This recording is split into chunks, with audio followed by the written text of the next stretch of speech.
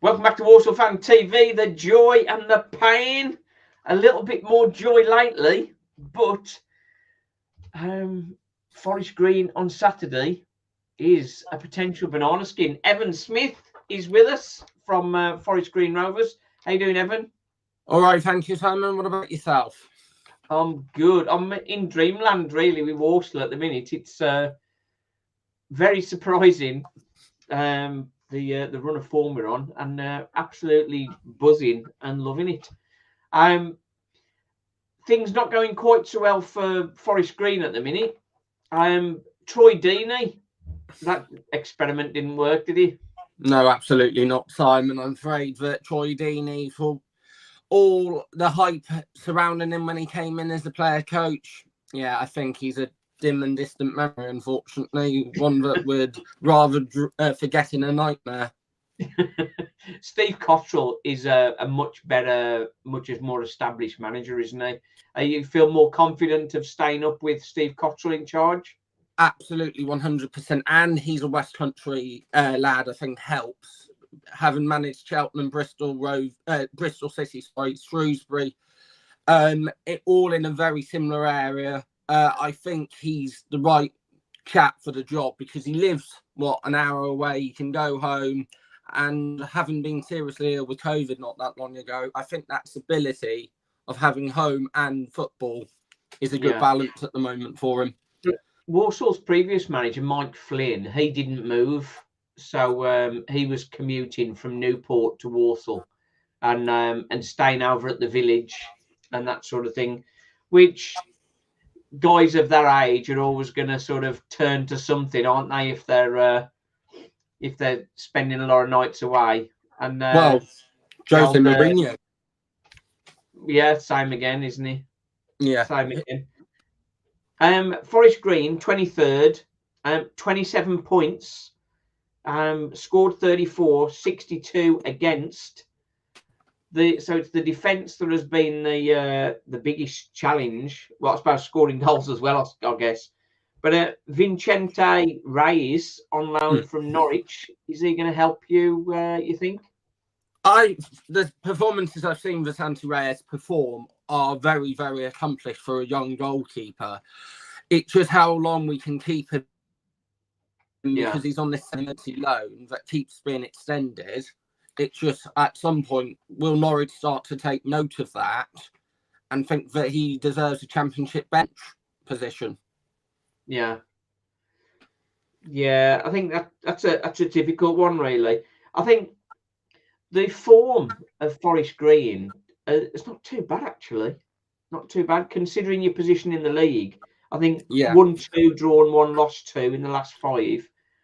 Absolutely. It's not relegation form. But, no, and 5 points adrift at the minute. Yeah, but you add the Wrexham game. If we'd held out in that game, that would be another 2 points. We conceded a penalty in the 94th minute that never should have been a penalty. Factor. Yeah, absolutely, 100%. And Grimsby, we didn't show up. We didn't have a single shot on target. But if we got a point in that game and held out at Colchester after being 2-0 up with, 25 minutes to go, and then ended up drawing 3-3, if you count those points up, we'd be out of the relegation zone. So it's conceding those goals. It's conceding those goals. Absolutely. The win away at Barrow 2-1. There's not many people go to the Galatasaray of League 2 and come out with a win. No, absolutely not, Simon. I watched that game on iFollow, and the way we played, it was so nervous to start with. And then when Stockton scored the screamer, I thought, here we go again. But the boys did in that day, and I think that's what you need away at Barrow. Yeah. A gutsy performance. Cole Stockton, he's been a big help for you, hasn't he? Well, he plays for Barrow, Cole Stockton. Does he? Yeah. I thought he'd come to you, or maybe I'm looking at a different thing. We'll scratch that. I can erase that from the video. No, it's live. I can't. Never mind. The one player we need to talk about is Emanuel Adegboyega, former Walsall player. 2 goals in 9 for you. He's a player for Walsall. obviously very talented, but maybe his effort has held him back a little bit, I think. What's your thoughts on him? So when Emanuel Adegboyega first came in, I listened to another YouTuber mention him who was a Bradford fan and said he was absolutely awful. So I didn't hold my hopes up because he said he'd been all at Bradford and at yourselves. But he's come in and I really, really am starting to take to him as a fantastic player. Such tenacious work rate. And I think the position we're in, he's the right player. You look at where Bradford are, they're challenging the playoffs. I don't think he's a playoff winning player, and I don't think he's a mid-table player when he was with yourself. But for a relegation fighter, it's exactly what we need. But that's a surprise to hear that about Adegboyega, because he didn't see him for us as being not enough energy, not enough commitment. But maybe with obviously his problems at Bradford, he had a broken leg just after he started at Bradford, so I think it's not really worked for him. And maybe he's at the point now he's realising I'm not going to have a career unless I really sort of work hard at it, sort of thing. So that could be the issue.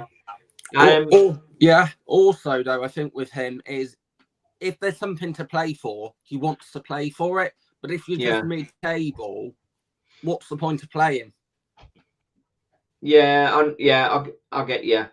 They're not all interested just in a win bonus, are they? They want to have a bit more action. Matt Stevens, he'd scored 10 goals, 1 assist for you. Is he injured? So Steve Coxwell's been very cagey about injuries all the time he's been in the club. He said that Matty Stevens a week or so ago had pulled up 10 minutes before the Tranmere game and was going for a scan on the Monday. But I've not heard any more about that since then. And when he is asked from Paul Furley on BBC Radio Gloucestershire about injuries, he just says, "Oh, we'll see come Saturday," kind of attitude. They like to keep the cards close to the chest, don't the managers? Some are more revealing than others. And I think that with the position we're in, he doesn't want to give the team away too much. Yeah, that's it. He wants to spring some surprises. Christian Doige, he's back with you guys. In his senior years, more so at 31, not completely finished, but I mean, at 31, the 66 goals in 122 games he scored for you between 2016 and 2019. He's probably not going to replicate that for you, but it's good to have an experienced head up front, isn't it? Absolutely. I love Doige. I think Doige is great. And the shirt I'm wearing today has got Doige on the back. I think it shows my testament to Christian Doige, a Welshman, proven goal scorer. Couldn't be happier with Doige returning. When he came back, I thought, why are we reinventing the wheel slightly rather than going with somebody else? But having Doige back in the building, I think, has given everybody a lift. Yeah. Do you think Forest Green are going to stay up? Because Colchester are only just above you, aren't they? About 5 points above you. But a couple of results and it's going to be there. And there's like 11 games to go. I think if you had asked me, Simon, at about 90 minutes against Wrexham, when we were 1-0 up, I would have said 150% would stay up. Having not held out on that occasion and then lost to Grimsby in the way we did, I like to hope with the games that we've got coming up, like Sutton next Saturday and a few other games like that, if we can take 3 points in those kind of games, the dream might be back on.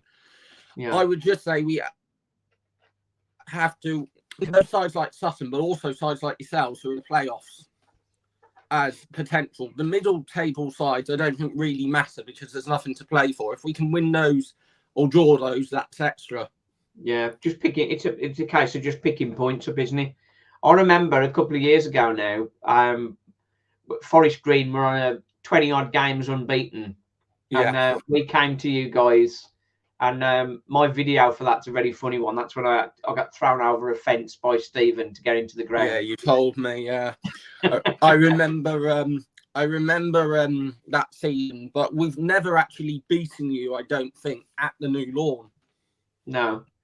Well, I'm hoping that's going to continue because Walsall have got themselves into the playoffs, as you know, into 7th place. But staying there is the challenge now. If we can get 3 points on Saturday, and then we've got Barrow at home on Tuesday. So Tough if game. we could then, if we could get a minimum of 4 points out of that, that'll sort of hold us in there. But 6 points would maybe start to lift our aspirations to an even larger goal of the top 3.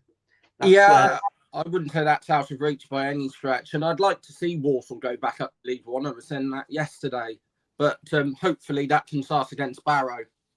What would be great is if we could finish 3rd and put Wrexham in the playoffs, and Wrexham fail in the playoffs. That would be, everybody would love that, wouldn't they? I think absolutely. I think if Wrexham don't go up automatically, I don't think they'll make the playoff. I don't think they'll win the playoffs. Yeah, I think I suppose a playoff final against Wrexham would be quite entertaining, I guess. It would, but I don't think with the way Wrexham, I know Phil Parkinson's come out and said that they don't control the referees, but I think there's an element of not truth there. I think there's an element of they're able to buy decisions somehow, and I feel that come the playoffs, because the playoffs are normally governed by much higher officials, I think Wrexham will struggle. Yeah, I think Wrexham, particularly when we played at their place, there was a couple of decisions that were woeful, really, that undid us and ended up losing the game. I think for Saturday, I wouldn't be disappointed with a point against you guys. I wouldn't be disappointed against a point. But when you've won 5 on the bounce, like Walsall have, you just want to keep that winning run going, don't you? Absolutely. Essington Canal enthusiast has said Saturday's game is a must-not-lose game. We need to keep the confidence going. And I'd agree with that. We, with the way the team has gelled and the way the team's playing at the moment, we sort of don't fear anybody, and the energy in the team. A couple of players that are doing particularly well at the moment, you'll be very familiar with. Tyler Allen, who's now a left-sided centre half. He was set centre forward and left winger for you, wasn't he? He was left winger for us. I think he played striker under Mark Hooper occasionally. But I just think Tails was a good player at the time. He wasn't brilliant, but I'm glad he's setting the world alight for Walsall, because he's always been a player I've admired, but never really thought was very good. Well, to be honest, I was the same. When he got a new contract at the end of last season, I was surprised. I thought, he's not going to get a game. Why is he giving him a contract? It seems like a waste of a contract. And then he's not had any part in the team for most of the season. He had a little cameo in midfield. And then suddenly, when we were short of centre halves, he got drafted in and did sort of okay. But then he back in again as left-sided centre half, and his left foot from free kicks and that sort of stuff. He's been really impressive. Impressive. I don't think he played. Sorry, go on. I don't think he played in either game against us previously this season, did he? I can't remember. No, he wasn't in the home fixture. The other player, Jamil Matt. Now, embarrassingly so, some portions of the Walsall fans were booing him when he got substituted and came on the pitch. I remember you saying, which was ridiculous. I think the booing was more in some ways because DJ wasn't coming on. But to boo one of your own players when they're coming on is terrible, really. Absolutely disgusting. We said this before, Simon. It's frankly not acceptable. I think that stewards have to be a lot more on that and remind fans about the protocols of professional football. That's it. And I think, in fairness to Jamil Matt, he wasn't fully fit and we didn't see the best of him. He looked very sluggish, looked out of touch with the game, and didn't really sort of get with the game at all. But, and it's a very big but, now he's fit and he's fitting into the team. With Donovan Daniels' injury, he's now captain. Oh wow, that's good. He is the player. He is the player that we thought we'd signed when he first came to us, and he's been immense. He's like defensive headers from set pieces, and his control up front. He's been excellent.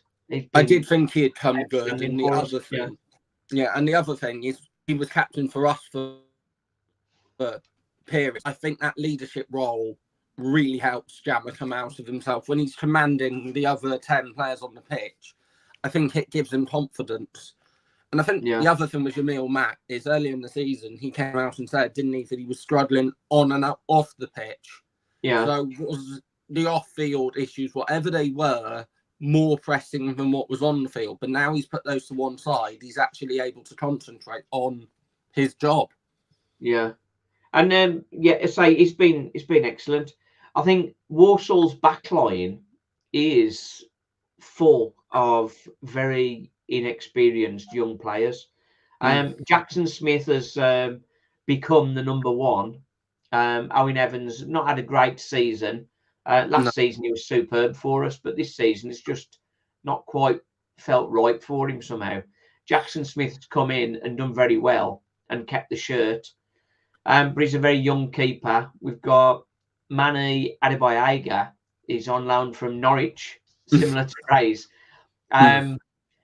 He's only 19, 20, and he's been really good. He scored 3 goals, I think, in 5 games. So that's a surprise. He looks really good. David Kagbu, he's on loan from Stoke. He was playing on the right side, but he's moved to centre half with Priestley Farquhar and the Priest getting injured. And then, of course, Taylor Allen on the left side. I did speak to the Priest, Farquhar, after Saturday's game, and he said he was sort of only a couple of weeks away. He said, but I don't think you need me at the minute. They're doing so well without him. Brandon Comley has been a big improvement as well. Ryan Stirk was playing as CDM and doing a good job. But since Brandon Comley's come in, he's so composed in that CDM role and so combative. That's been a big strength for us. On the wings, Tom Knowles, forever frustrating, is starting to get a few of those key balls through. And Liam Gordon on the left, of course, he's another one that we want so much more from. But he's popped up with a goal recently and an excellent assist on Saturday. So that's good. Isaac Hutchinson, he's having a superb season. I'm sure if Walsall don't go up, he's going to be taken by some big money offer, I would think. And Jack Earing, he's a player who was out of the game for 12 months after a heavy injury. And he's been a real boost to us since he's been back. And then, of course, Jamil Matt and Flash Gordon. Flash Gordon didn't really hit the target for us when he was playing for us. Went to Barrow, second season at Barrow, scored 15 goals in the season. Got a move to Burton, went 18 games without a goal, and they send him out on loan back to Walsall. And his first few games, it's like the old Josh Gordon was back and he just couldn't hit a barn door sort of thing. But from Liam Gordon's cross, he got an excellent header in our first goal of the game against Doncaster on last Saturday. So confident team at the minute, and we've got players on the bench that can come in and sort of improve and help us. So it's good. Mo Fall, did you see him when you played Doncaster? Yes, we did. He was quite good, was Mo Fall. He's the West Brom kid, isn't he? Yeah. Yeah. He's okay. He is a bit wasteful. I think he needs a lot of chances, He's definitely a talent. And near the end of the game, coming on as sub for Jamil Matt, he can help to close the game down. And with his pace, he sort of keeps the pressure on. So yeah, absolutely. So what's your prediction then, Evan? Do you think you can get points? I think it's going to be a tough game, Simon. I think we're starting to show that we can play at home. For a long time, we couldn't play at home for love nor money, and I think it's the pitch size. We often struggled at home, even in the promotion winning season. But with 4 points from the last 2 against good opposition with Wrexham and Tranmere, I'd prepared to stick my neck out and say 2-1. 2-1, okay. I'm going to go for the same score, but obviously the other way around. I think Forest Green are improving, and despite their league position, it's a big test for Walsall to keep the winning run going. But Walsall are full of confidence. Let's just hope that Matt Sadler doesn't get awarded the Manager of the Month. When is that due, Simon? When's that due? When is that due to be announced? It might be out today. I haven't seen it yet. But hopefully we don't get the manager's curse and anything like that. But I suppose if we could only win one out of yourselves and Barrow, we would want to beat Barrow. Yeah. But obviously, being greedy in our new joy we're experiencing, it would be nice to win both, of course. So right with both games coming up, I was going to say, will you rotate, do you think, for Saturday? Because Saturday you would think would be an easier game on paper. There's no easy game, is there? No, but Matt Sadler might see us as easier because we're in a lower position than Barrow. I don't think so. He does tend to run players into the ground to Matt Sadler. But he's been sparing minutes for the front 2. Got Douglas James Taylor and Mal Fall coming on. Jack Earing, I think he was not. I would say he's not 100% fully fit. So we've got Ross Tierney.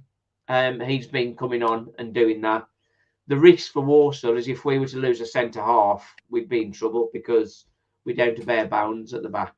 We have to be withdrawing players from loans and that sort of thing. So that's a bit of a risk. But it's going to be a good one. I'm coming again. I'm going to get there earlier this time so I can find the proper way to the ground. Unfortunately, we won't be there on this occasion. It's other circumstances have made it unavailable for us to be there on Saturday. Okay. Unfortunately. Well, we'll cheer Forest. No, we won't. We'll cheer Walsall on for you. Yeah. Evan, that's been brilliant. Always good to talk to you. And you, Simon. We hope, obviously, with Forest Green coming down from League One last season, we really hope that you can sort of pull things round and sort of keep yourselves in the division, but just not at our expense, obviously. No. Well, there's 11 cup finals to go, as Steve Cottrell said. This is just the first one of those now, cup finals. Yeah, and I think with Steve Cottrell, you've got a good man in charge there who's capable of turning it round for you, I think. Yeah, absolutely. Colchester aren't doing very well. Grimsby, that's an unfortunate defeat because Grimsby, I think a lot of people have been tanking them, haven't they? Oh, absolutely. And I think the game had one shot on target in the old game and Harvey Rogers was able to pick up a chance and score. That's just the way it goes when you're down the bottom end, I suppose. Yeah, and then I think looking at the facts, they locked up shop for 87 minutes or whatever because it was like a 5th minute goal and they just locked up shop. So scared to lose. And generally, when you're scared to lose, that's when you get beat, isn't it? Yeah. And so I think Walsall, they're just going to keep going, confidence, lots of energy in the team. And lots of youth as well, as you say. James Ellis is another one that excites me. You can suffer with inconsistencies, which has been the case with Walsall. But it seems with Jamil Matt in there, he's sort of helping to put, and Brandon Comley especially, Brandon Comley and Jamil Matt, you've got a little bit of experience in there that sort of keeps things going. So what happened to Jamie Jellis, the kid you signed from Tamworth? He looked quite good, and then nothing seemed to happen with him. Jamie Jellis, in his last game for Tamworth, he got a twinge on his hamstring. Oh. And I spoke to Jamie Jellis. He says it's not bad. He's pretty much okay. Just Walsall have been very cautious with him. I think because he's coming from a non-full-time situation, adapting to the increased intensity of more regular training, I think it's a player that we're just sort of building up his strength and conditioning ready for next season. So you might get a cameo at some point this term. Yeah, I think, but there is quite a lot of competition in the midfield. Yeah, I think he might get maybe a cameo, a few minutes and that sort of thing. But because of how intense it is at the moment, it's not a time to be testing out players, really. No, but if you go into League One, is he able to make the transition to League One? That's a very good question. The transition to League One is a massive question for a lot of our players, I think. Yeah, you say that. We felt that there wasn't much of a gap, and there's a huge gap to League One, although people don't say there is. It's like League Two, but just with tougher teams. I think a lot of our players, or a degree of our players, would be comfortable with a transition to League One, I think. But you'd need some extra quality in there. But of course, you never know, do you? You never know. No. But I think for any player to get a promotion on their CV is a big moment. So I think absolutely, just getting up there. And I know as far as Forest Green sort of getting relegated and that sort of stuff, you can't take away the fact that you've got a promotion on your CV. Oh, absolutely not. And I think that will live long in the memory for a lot of Forest Green fans. Whatever happens this season or next season, I think that will stand us in good stead. And I think even if we remarkably stay up this year, I think there's no reason with Steve Cottrell, if he doesn't leave, to go again next season. Yeah. I think, as you say, for Jamie Jellis, I think Walsall getting promoted is still sort of long odds. I think there's a lot of football still to play, and in the playoffs, it's a big lottery, as we know. But I think Jamie Jellis is probably being prepared for next season, I think, more so. Yeah, absolutely. And a couple of your other players seem like that as well. Because what happened to Amani Oot as well? He seems to have fallen out of favour. Who's that? Amani Oot, the kid from QPR initially. Ute or Oot? I don't know. Yeah. Aramedi Oute. He had an injury. He was just coming back, and then he's had another little setback. So he's a super player. He is. And so I think you've got a number of injuries then at the moment. Then. Oh, massive. Well, the Owen Evans had the injury, of course, in goal, and then you've got Harry Williams is a long-term injury. Donovan Daniels is out for a while. The Priest, he's out as well. And then Stirk was injured, he's back. T&E was injured, he's back. So it's not so bad now. DJ is injured as well. But I mean, not that he's been playing much. Anyway. So if you had everybody back, do you think that would be a better team than you've currently got? Or do you think the team would have the injured players? To be honest, I think I would say yes, we'd be much stronger if we'd got all our players fit. But with the way that the back three are performing at the moment, I think maybe not. No. Because the front line now is fairly solid and fairly strong. And there's no player really sort of outside of the back three that would really look to be replaced unless they were fully fit, or if players were fully fit. And there's nobody you think, Simon, who could come back on Saturday, a bit like the Freddie Draper incident of November? No. Not that you're aware of, anyway. DJ's not going to be back for another couple of weeks. He only just had the boot off his foot after a broken toe. Aramedi Oute, he's not ready for first team yet. Jellis, I don't think they're going to be risking him. Stirk, perhaps, with the former Brandon Comley. I'd keep Comley in there. So I'm not expecting any surprises. And given the run we're on, I don't think it'd be wise to change the team unless No, you have absolutely not. Yeah. But Matt Sadler keeps surprising, though, doesn't he? Matt Sadler was under pressure, without doubt, in November. But the turnaround since November, I did a video a short while ago, like a balanced view on whether he should stay or not. And it was like, at that point, it was in the previous 11 games, he'd got a 48% win rate. Well, of course, it's much better than that now. Do you think he might get hope, Simon? Because of the five game winning run and not conceding many in that period. I think at this stage of the season, no. I think at the end of the season, if Walsall didn't go up, then perhaps people might start to look. I think Shrewsbury would always be interested because he's got a big history with Shrewsbury. So that is a club that if anybody was coming in for him, it would be Shrewsbury. Pardon?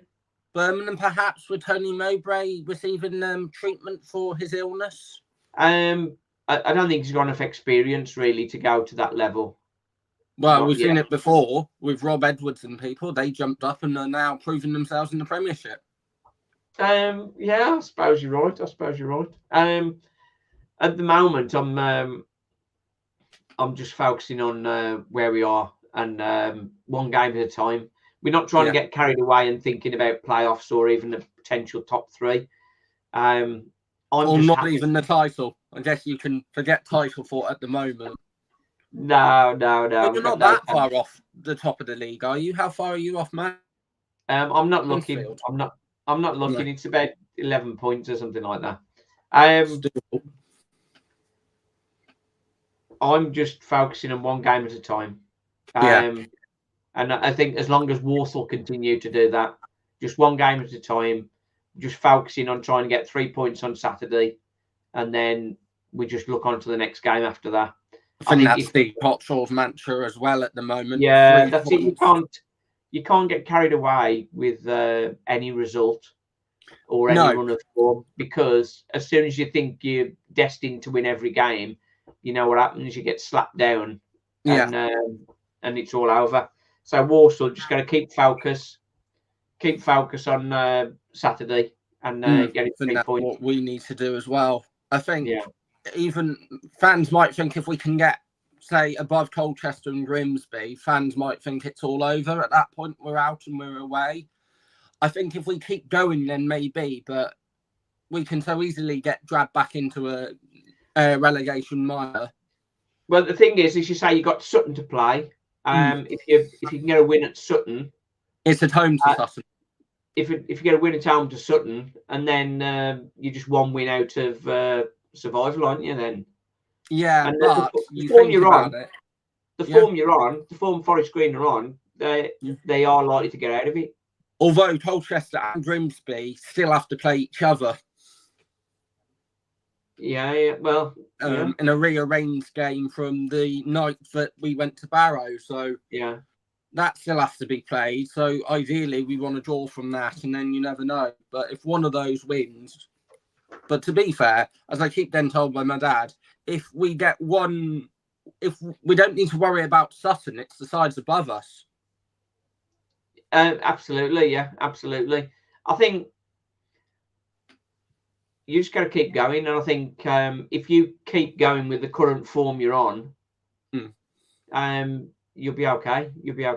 And same with Walsall. If Walsall can keep going, but then we get the clash where we're playing each other, and it's going to break for somebody, isn't it? Absolutely, because I think it's evident that we won't want the other to do well. It's just after Saturday. Yeah, that's it. Right then, Evan, sorry. That's been great. Let's get going. Walsall Fan TV, the joy and the pain. We've endured the pain and enjoying a little bit of joy. Excellent. Cheers again. Thanks, Evan. You're welcome, Simon. Cheers, mate. Thanks.